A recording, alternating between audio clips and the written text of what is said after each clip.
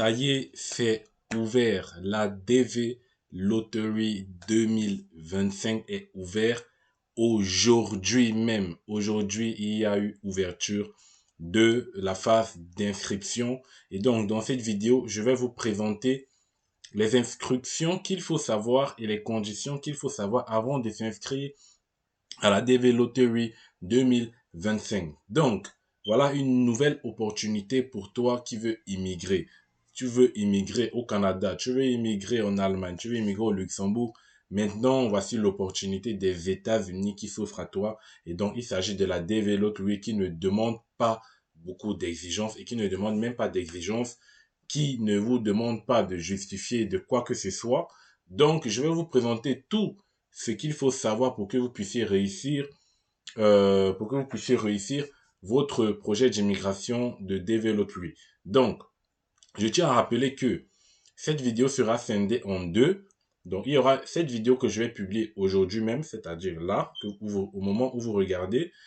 Et la prochaine vidéo, ça sera en ce qui concerne l'inscription, comment s'inscrire et comment augmenter ses chances. Donc, demain, je publierai cette vidéo-là demain à partir de midi. Donc, soyez connectés pour ne pas rater cette vidéo sur comment s'inscrire pour augmenter ses chances. Parce qu'il y a beaucoup de personnes qui font des erreurs.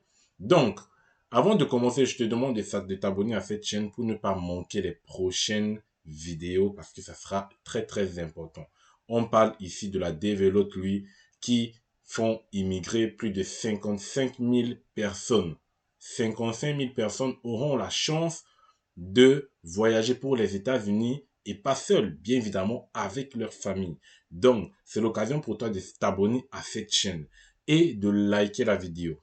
Donc, comme je vous ai dit, ça c'est la vidéo de présentation de toutes les étapes. Il y a 10 étapes pour s'inscrire à la DV Lottery. Donc, je vais premièrement vous présenter cela parce que on va pas se lancer dans les inscriptions sans toutefois au préalable regarder tous les prérequis. C'est important de regarder d'abord les prérequis parce qu'il y a beaucoup de personnes qui vont se précipiter pour s'inscrire. Ce n'est pas ça. C'est pas la course. Il y a une date, il y a une période pour s'inscrire qui dure à peu près un mois. Donc, on va parler de ça, bien évidemment, dans cette vidéo. Période d'inscription, comment s'inscrire, ce qu'il faut avoir, est-ce qu'il faut être diplômé ou pas. Donc, tout cela dans cette vidéo. Donc, commençons tout de suite. Lorsque vous êtes sur votre navigateur, vous saisissez tout simplement dvprogramstate.gov. dvprogramstate.gov. Vous recherchez cela et vous allez tomber dans ce dvprogram.state.gov. Vous allez tomber ici sur le site du gouvernement. Je vous demande de saisir directement ceci. Pourquoi? Parce que vous allez vous rendre compte que il y a beaucoup de sites qui arnaquent. Il y a beaucoup d'agences qui vous arnaquent. Et chaque année, il y a toujours des gens qui tombent dans le panneau, qui se font arnaquer par ces agences-là. Et vous allez voir que même ici, en fait, ils vous expliquent dans leur site que c'est préférable que vous-même vous remplissiez votre formulaire d'inscription ou si vous déléguez à quelqu'un le remplissage, que vous soyez à côté de cette personne. Donc, il y a beaucoup de personnes qui se font arnaquer. Il y a beaucoup de sites qui vous arnaquent. Ils vous disent, oh, on va vous remplir votre dossier, on s'occupe de tout. Non. Vous êtes autonome. Vous êtes grand aujourd'hui et donc chacun doit prendre sa vie en main. Ne donnez pas votre vie à quelqu'un d'autre. Chacun doit remplir son formulaire et je l'impose. Je l'impose. Voilà. Maintenant, ça c'était une chose. Ne pas vous faire escroquer. Ça c'était une chose. Maintenant, ici, vous voyez, notre site web d'État de visa diversité 2021 est maintenant ouvert. Et je vous rappelle, ça a ouvert aux États-Unis le mercredi 4 octobre à 12 heures. Donc, c'était à 12 heures aux États-Unis et dans les autres pays, généralement, c'est 18 heures. Donc, on peut dire, en France, par exemple, lorsque on se connecte, ça a ouvert à 18 heures. Donc, ça, c'est pour tous les autres pays, étant donné qu'il y a un décalage horaire. Donc, lorsqu'il est 12 heures aux États-Unis, il est 18 heures dans votre pays. Donc, il y a à peu près 6 heures d'écart. Et ça va se terminer le 7 novembre. Donc, vous avez en gros un mois pour remplir ce formulaire. Un mois. Et vous n'avez pas besoin de passeport valide pour remplir ce formulaire. Ils ne vous exigeront rien. Donc, c'est la loterie. Ils ne vont rien vous demander. Ils vont pas vous demander de documents. Ils vont rien vous demander comme document, comme justificatif. Jusqu'à ce que vous soyez tiré au sort. Et c'est à ce moment-là qu'ils vont vous demander de justifier des documents. Donc là, pour l'inscription, c'est totalement gratuit. Donc c'est important à savoir, c'est gratuit. Si vous tombez sur un site qui vous demande de payer, vous n'êtes pas sur le bon site. Voilà. Donc, vous allez, donc c'est jusqu'au 7 novembre. Vous avez ici les instructions. On va regarder tout à l'heure. Vous avez ici les normes en termes de photos parce que vous savez, pour participer à Develop, lui, il y a des exigences en termes de photos. C'est pas n'importe quel type de photo. On va regarder juste à la fin. Et ensuite, vous pouvez vous inscrire ici. Donc, comme je l'ai dit, cette vidéo sera scindée en deux.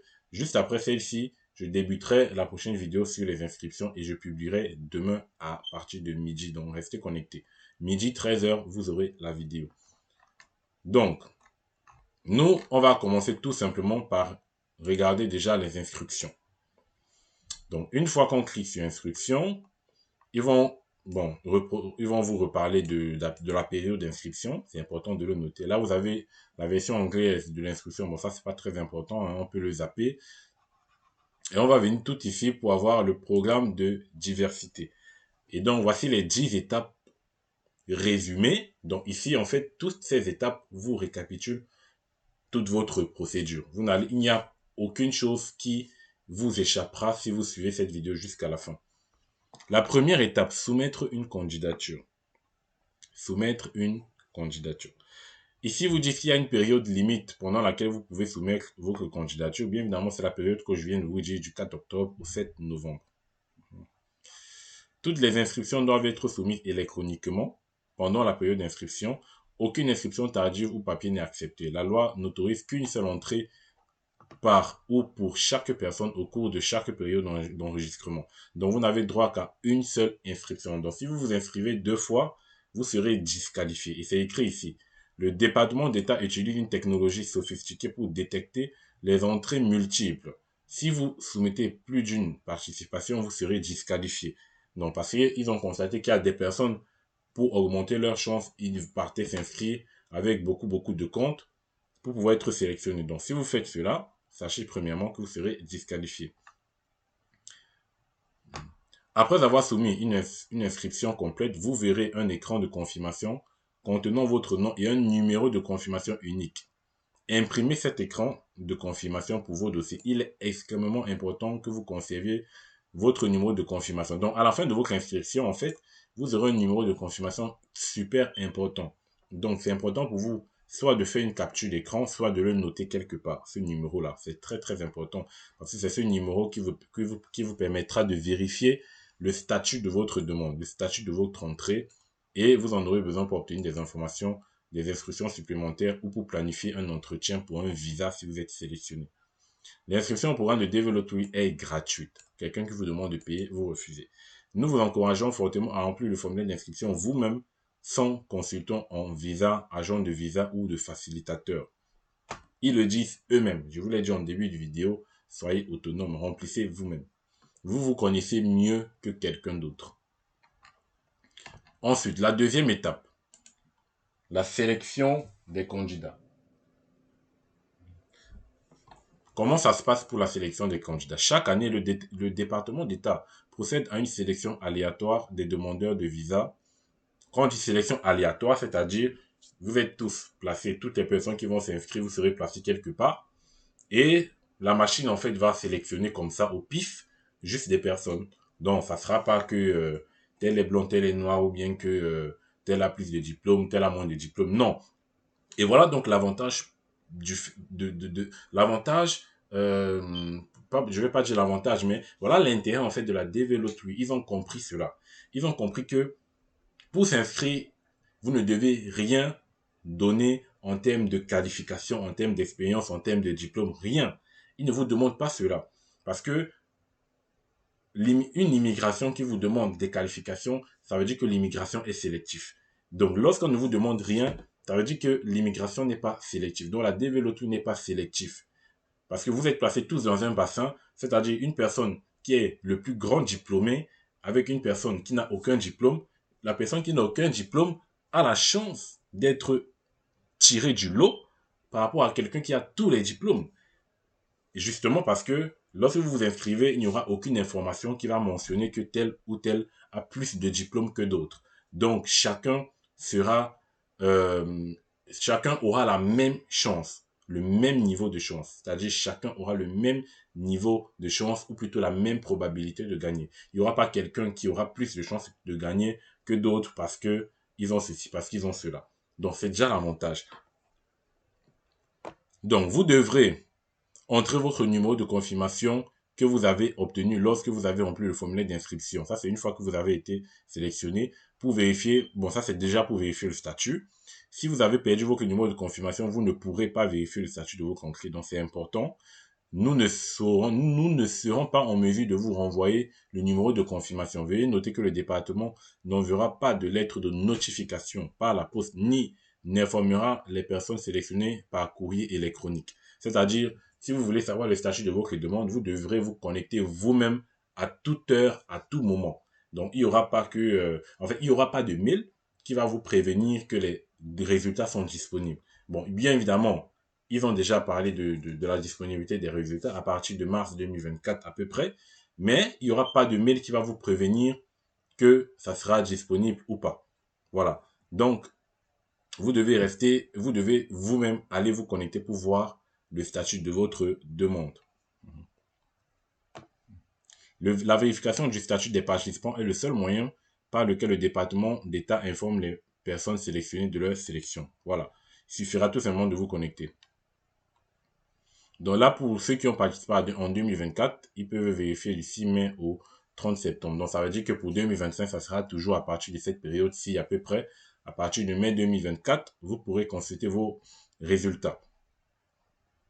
Les participants sélectionnés sont encouragés à remplir immédiatement la demande DS260 en ligne pour prendre rendez-vous pour un entretien à l'ambassade ou au consulat des États-Unis approprié. Voilà, donc une fois que vous êtes sélectionné, vous devez immédiatement remplir ce formulaire DS260. Tout sera dans votre compte. Vous aurez accès à tout cela. Ça ne sera pas difficile. Si votre entrée est sélectionné, vous serez dirigé vers une page de confirmation qui fournira les inscriptions supplémentaires, y compris les informations sur les frais liés à l'immigration aux États-Unis. La vérification du statut des participants est le seul moyen par lequel les personnes sélectionnées sont informées. Donc là, ils répètent un peu ce qu'ils ont dit tout en haut. Donc ça, c'est la sélection des candidats. Maintenant, si vous êtes sélectionné, voilà, veuillez noter que le département n'enverra pas de lettre. Donc ça, c'est toujours la même chose qu'ils ont répété. Si vous recevez un avis sur le site web de la Developry indiquant que vous avez été sélectionné pour un traitement ultérieur dans le cadre du programme DV et que vous êtes physiquement présent aux États-Unis, vous pourriez être admissible à modifier. Bon, ça, c'est pour aux États-Unis. Il est important de se rappeler que la sélection ne garantit pas que vous recevrez un visa. Afin de recevoir un DV, c'est-à-dire afin de recevoir tout simplement un DV, voilà, la Diversity Visa pour immigrer aux États-Unis, les personnes sélectionnées doivent toujours répondre à toutes les conditions d'éligibilité en vertu de la loi américaine. Donc vous devrez, une fois que vous êtes sélectionné, c'est bien, mais vous pouvez être sélectionné et ne pas répondre aux conditions d'éligibilité. Et ça, on va le voir toujours ici. Effectivement, il s'agit de la confirmation des qualifications. Donc si vous n'avez pas, déjà ici, le programme de visa d'immigration de diversité exige que le demandeur principal DV ait fait des études secondaires ou son équivalent, ou si vous n'avez pas fait d'études, et que vous devez avoir 2 ans d'expérience de travail admissible tel que défini dans les dispositions de la loi. Donc, vous devez avoir soit un diplôme d'études secondaires à minima, un diplôme universitaire, ou si vous n'avez aucun diplôme, vous devez justifier de 2 ans d'expérience dans un travail. Si vous n'avez pas la formation requise ou l'expérience de travail qualifiante, vous n'êtes pas admissible. Donc, quand on parle d'études secondaires, ils vont détailler un peu ici, il n'y a pas de souci. Vous devriez envisager de ne pas poursuivre une demande de DV si vous ne répondez pas aux exigences en matière d'études ou d'expérience de travail. Expliquez ci-dessous, car vous pourriez ne pas être admissible à un visa de diversité et les frais que vous payez pour la demande ne seront pas remboursés. Études secondaires. Une éducation secondaire signifie la réussite d'un cours formel d'enseignement primaire et secondaire comparable à un cours de 12 ans aux États-Unis. Seuls les programmes d'études formelles répondent à cette exigence. Les certificats d'équivalence ne sont pas acceptables. Donc, vous devez justifier d'un diplôme d'études secondaires, notamment un baccalauréat, en fait. Vous demande un baccalauréat ou, normalement, le BEPC, c'est pas éligible. Donc, il faut un diplôme d'études secondaires dans tous les cas. Et l'expérience de travail justifie au moins 2 ans d'expérience de travail. Donc, si vous êtes admissible avec une expérience de travail, vous devez avoir 2 ans d'expérience au cours des 5 dernières années dans une profession qui, selon les définitions du travail, du département du travail des États-Unis, exige au moins 2 ans de formation ou d'expérience désignée comme zone d'emploi, 4 ou 5 classées dans une code de préparation professionnelle. Voilà, donc vous devez en gros avoir 2 ans d'expérience dans un domaine. Voilà, si vous avez 2 ans d'expérience dans un domaine, ça suffit. Le département de travail des États-Unis fournit des informations sur les tâches du poste, les connaissances et compétences d'éducation et la formation sur son site web.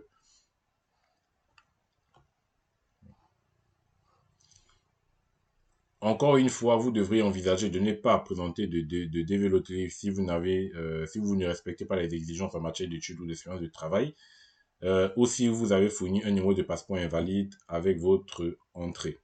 Voilà. Donc là, on peut continuer. Ça, c'est la sélection des candidats. Donc, si vous étiez sélectionné. L'étape 5.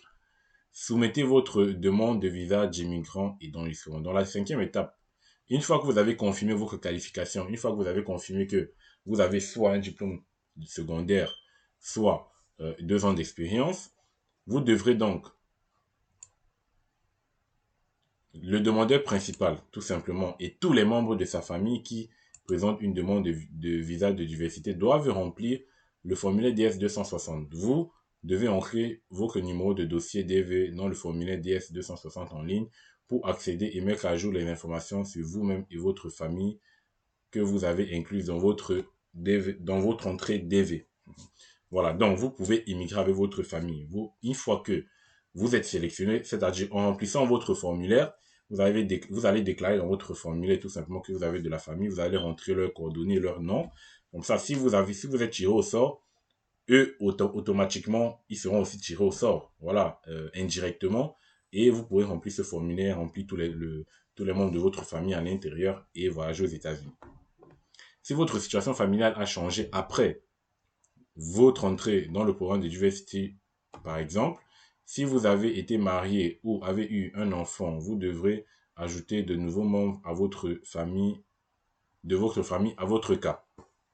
Membre de famille désigne un conjoint ou des enfants non mariés qui n'avaient pas atteint l'âge de 21 ans avant votre admission au programme de Visa Diversity. Lorsque vous ajoutez des membres de famille à votre dossier, vous devrez télécharger un document pour prouver votre lien avec le membre de la famille ajouté. Voilà. Donc, vous pourrez à tout moment, même si vous avez rempli le formulaire et que à un moment donné, vous voulez rajouter une personne, vous pourrez le faire. Une personne, bien évidemment, de votre famille directe. Remarque importante, si vous aviez un conjoint ou des enfants avant de soumettre vos concrets original, mais que vous ne les avez pas inclus sur votre formulaire d'inscription originale, de telles erreurs peuvent vous rendre ainsi que l'un des membres de votre famille inéligible pour un visa. Donc vous devez absolument, et c'est important, lorsque vous remplissez, mentionner tous les membres de votre famille pour éviter toute erreur et pour également augmenter vos chances. Si vous avez inscrit un conjoint ou un enfant sur votre entrée originale qui n'était pas votre conjoint ou votre enfant, de telles erreurs, bien évidemment, peuvent vous rendre ou l'un des membres de votre famille inéligible. Comme indiqué dans le paragraphe précédent, si votre situation familiale a légitimement changé après avoir soumis votre entrée originale, vous devrez ajouter ces membres de votre famille et toutes les demandes des membres de la famille seront examinées. Voilà, donc tout simplement, vous pouvez rajouter uniquement si votre situation familiale a légitimement changé. C'est-à-dire au moment où vous remplissez, si vous n'étiez pas marié et que entre-temps vous êtes marié, votre situation familiale a légitimement changé et vous pourrez prouver votre mariage avec tout simplement un acte de mariage. Donc, et de ce fait, vous pourrez rentrer votre femme.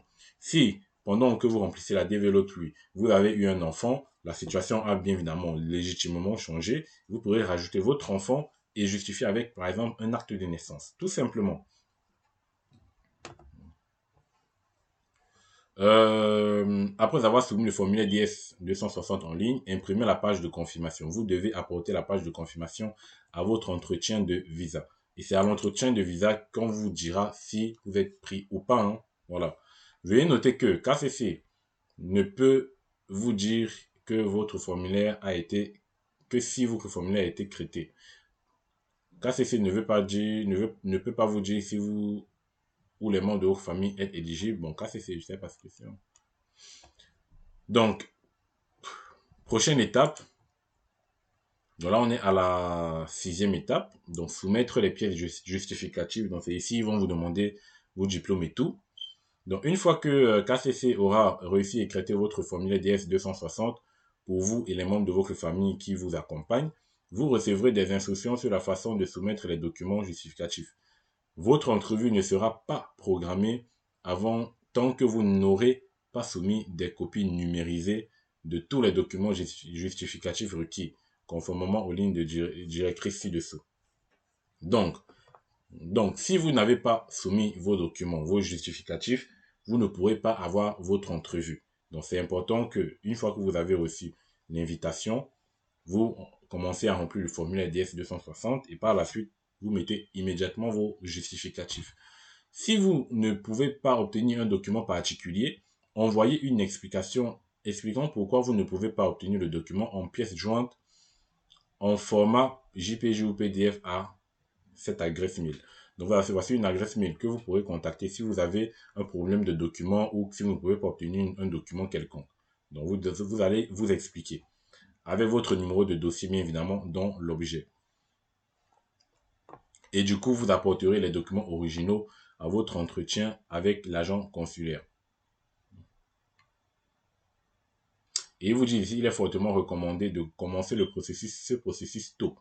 Le demandeur et chaque membre de famille qui l'accompagne aux États-Unis devront soumettre des copies numérisées et toutes les traductions requises des documents originaux ou des copies certifiées conformes des documents énumérés ci-dessous auprès d'un bureau d'une autorité émettrice appropriée de votre pays.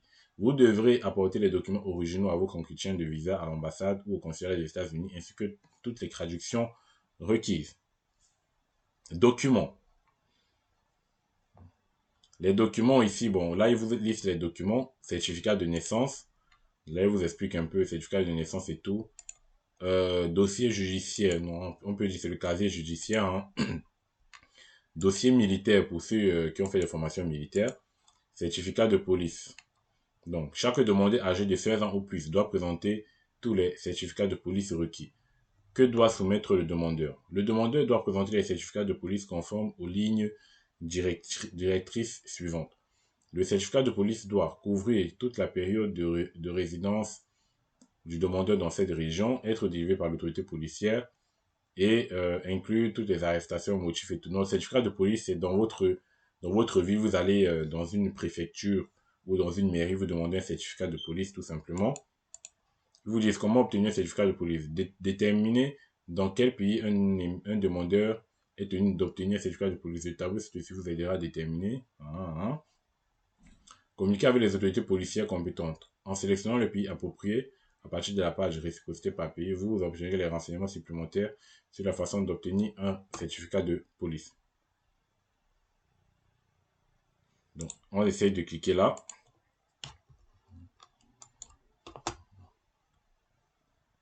Donc, on attend la page se traduire parce que là, c'est en anglais. Donc, ici, vous dit comment puis-je savoir si je dois payer des frais de réciprocité. Pour afficher la page de réciprocité de votre pays, de nationalité, sélectionnez votre pays et tout et tout. Bon, allez, on va le faire ici. Allez, attendez, c'est plutôt là. Donc, il faudra sélectionner le pays ici. Donc là, je vais aller dans C, par exemple, si Cameroun, par exemple. Calendrier de réciprocité. Sélectionnez une catégorie de visa ci-dessous pour trouver les frais de délivrance du visa, le nombre d'entrées et tout. Voilà, donc la catégorie de visa. Classification de visa, honoraire, date d'entrée, période de validité. Si vous voyez ici dans C, visa multiple, D, 35 $. Donc c'est en fonction des types de visa, la classification de visa. Ensuite, ici, vous avez la catégorie, donc la validité des visas hein, ne peut excéder telle chose. Les documents, les certificats de naissance, franchement, ils parlent un peu de tout, hein, c'est un peu touffu. Mais vous allez tout simplement dans une mairie ou une représentation de votre pays pour demander ce certificat de police. Donc, je vais revenir où j'étais. Donc, la 7e étape, ça sera bien évidemment l'interview. L'interview. Une fois que le centre consulaire de Kentucky a examiné votre IDF 260, vous pouvez recevoir un email de KCC pour vous informer qu'un entretien a été programmé à l'ambassade ou au consulat des États-Unis. L'email vous demandera de vous connecter à la vérification du statut de participant en utilisant votre numéro de confirmation d'entrée pour voir la date, l'heure et le lieu de votre entretien. Imprimez ces informations pour les emporter avec vous à votre entrevue. Vous devrez être présent à l'entrevue ainsi que votre conjoint et vos enfants, le cas échéant, qui demandent un visa d'immigration diversité. Donc, tout ce que vous avez déclaré le jour de l'entrevue, vous devez vous présenter avec eux. Note, vous ne serez programmé pour un entretien que lorsque et s'il y a un numéro de visa disponible pour vous. L'attribution des numéros de visa est déterminée par les dispositions de la loi d'immigration qui détermine le nombre de visas d'immigrants de diversité disponibles chaque année. Le nombre total de visas de diversité est attribué par catégorie et par région du monde. Votre formulaire DS-260 dûment rempli sera accessible par l'ambassade ou le consulat des États-Unis et vous serez interviewé. Vous n'avez pas besoin de remplir une nouvelle demande. Voilà. Donc, ensuite, ça, c'était une interview. Maintenant, préparez-vous à l'entrevue. Donc, ici, je vous explique en gros comment vous préparer. Examinez attentivement vos informations de planification dans la vérification du statut de participant. Passez en revue les instructions d'entrevue à l'ambassade des États-Unis. Planifiez et passez un examen médical. Rassemblez les photographies de tous les documents requis restants. Donc là, les photographies, on va voir tout à l'heure en matière d'exigence en termes de photos. Documents requis. Chaque candidat devra présenter les documents requis suivants. Informations sur les rendez-vous imprimés. Donc, vous devez imprimer en fait le document de rendez-vous qui vous sera confié. La page de confirmation DS-260, vous pouvez l'imprimer à partir du centre de demande électronique consulaire à tout moment. Le passeport valide pendant 6 mois après la date d'entrevue donc aux États-Unis pour vous et pour votre famille. Donc, vous devez avoir un passeport valide d'au moins 6 mois. Et ensuite, on va voir ça après. Et ensuite, des documents originaux ou copies certifiées conformes des documents d'état civil. Apportez une photocopie de tous les documents que vous n'avez pas soumis à KCC dans le cadre du processus de qualification à l'entrevue. Vous devriez être prêt à présenter la preuve de l'éducation de l'expérience. Donc, c'est à ce moment-là que vous allez présenter au moment de l'entrevue votre expérience ou votre diplôme. Document d'expulsion, ça vous concernera pas. Le certificat de mariage si vous êtes marié. Document de dissolution, donc ça c'est le divorce, acte de décès et tout. Et document relatif à la mise en garde et tout. Donc pour les enfants adoptés, ça c'est pour les enfants adoptés. Et ensuite, examiner les renseignements supplémentaires. Visitez le site où vous serez interviewé pour toute information supplémentaire. Paiement des frais.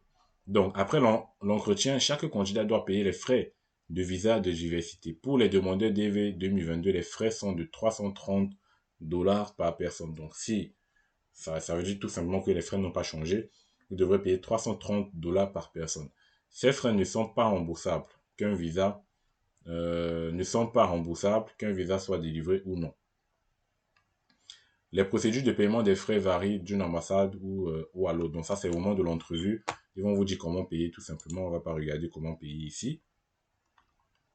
Maintenant, l'entrevue avec le candidat. Qui doit assister à l'entrevue? Vous, votre conjoint, vos enfants et tout. Ce qu'il faut apporter à l'entrevue, la lettre de rendez-vous, comme je viens de vous dire, la page de confirmation DS-260, le passeport, les photographies, les documents originaux et justificatifs de tous vos diplômes, expériences de travail, la traduction en anglais. Si le document nécessite une traduction en anglais, vous devez obligatoirement, euh, vous devez obtenir des traductions certifiées et les présenter le jour de vos conclusions. Donc ça, c'est un truc important, hein. Les États-Unis parlent l'anglais. Donc, avant d'aller vous présenter, il faut que vos documents soient traduits. Donc, c'est important. Vous pouvez commencer déjà dès maintenant. C'est un projet d'immigration. Vous pouvez déjà commencer à faire traduire certains de vos documents, vos diplômes et tout, pour vous préparer à tout cela, hein, bien évidemment. Certificat de mariage, si vous êtes marié, enfin, tous les documents, hein, tous les documents importants. Les informations supplémentaires. Je dois apporter mon rendez-vous. Non, non. Ça, c'est pour ceux qui veulent reporter. Bon. Mon conjoint, mes enfants. Donc ça, vous pourrez le lire vous-même. Et enfin, je crois que c'est la dernière étape, après l'entrevue. Donc, à la fin de l'entrevue, l'agent consulaire vous informera si votre demande de visa est approuvée ou refusée. Donc, vous n'allez pas attendre 2 jours, 3 jours. C'est directement au moment de l'entrevue, on va vous dire si c'est approuvé ou pas. Approbation du visa. Une fois approuvé, vous serez informé comment et quand votre passeport et votre visa vous seront retournés. Refus de visa. En cas de refus, vous serez informé de la raison du refus, bien évidemment. Certaines demandes de visa refusées peuvent nécessiter un traitement administratif supplémentaire. Lorsqu'un traitement administratif est requis, l'agent consulaire en informera le demandeur à la fin de l'entrevue. La durée de traitement varie en fonction des circonstances individuelles. Approbation du visa. Lorsque vous recevez votre visa, passeport avec visa, votre visa de diversité sera placé sur une page de votre passeport. Veuillez vérifier s'il n'y a pas d'erreur, bien évidemment, sur le visa qui sera apposé et pas de faute. Paquet d'immigrants scellé. Vous recevrez également un paquet scellé contenant des documents que vous devrez présenter au service des douanes et de la protection frontière des États-Unis à un point d'entrée à votre arrivée aux États-Unis. Vous ne devez pas ouvrir le paquet scellé. Donc ça, c'est important. On va vous mettre un paquet scellé à ne pas ouvrir. Quand devriez-vous voyager? Vous devez arriver et demander l'admission aux États-Unis au plus tard à la date d'expiration du visa imprimé. Donc, si on vous donne un visa, par exemple, aujourd'hui, 4 octobre, qui va expirer, je ne sais pas, le 4 novembre ou le 4 décembre, vous avez jusqu'à cette date pour voyager, tout simplement. Un visa de diversité est généralement valable jusqu'à 6 mois. Donc, à compter de la date de délivrance, sauf si votre examen médical expire plus tôt, ce qui peut rendre votre visa valide pendant moins de 6 mois. Donc, ça dépendra de votre examen médical. Donc, vu que l'examen médical a une durée de validité, on vous donne votre visa. Votre visa est valable 6 mois. Donc, en principe, vous pouvez voyager dans les 6 mois. Mais si votre examen médical est valable que pendant 3 mois encore, vous aurez que 3 mois pour voyager parce que, bien évidemment, vous devez arriver aux États-Unis, justifier de votre examen médical. Donc, ça va diminuer la période restante d'attente, quoi. Les frais d'immigration, donc ça, on l'a parlé tout à l'heure, hein, vous devez payer les frais, c'est $300 par personne. Carnet de vaccination. Et là, c'est l'entrée aux États-Unis. Donc ça, au pire, on peut passer cette étape. Donc là, qu'est-ce qu'on vient de faire? Je viens tout simplement de vous présenter les 10 étapes qu'il faudrait savoir avant de se lancer dans un projet d'immigration. Là, je vais vous expliquer tout ce qu'il faut savoir. Donc, je vais lancer la prochaine vidéo et vous devez vous connecter demain à partir de midi ou 13h pour regarder cette vidéo sur comment remplir son formulaire. Voilà, donc, j'espère que cette vidéo vous aura plu et que vous avez tiré un intérêt. Mettez des commentaires, des likes et des partages. Abonnez-vous. Et donc, on se revoit donc pour la prochaine vidéo sur l'inscription, comment s'inscrire et augmenter ses chances. Allez, à très vite. Je vous mets tous les liens en commentaire, bien évidemment. Allez, à très vite. Voilà.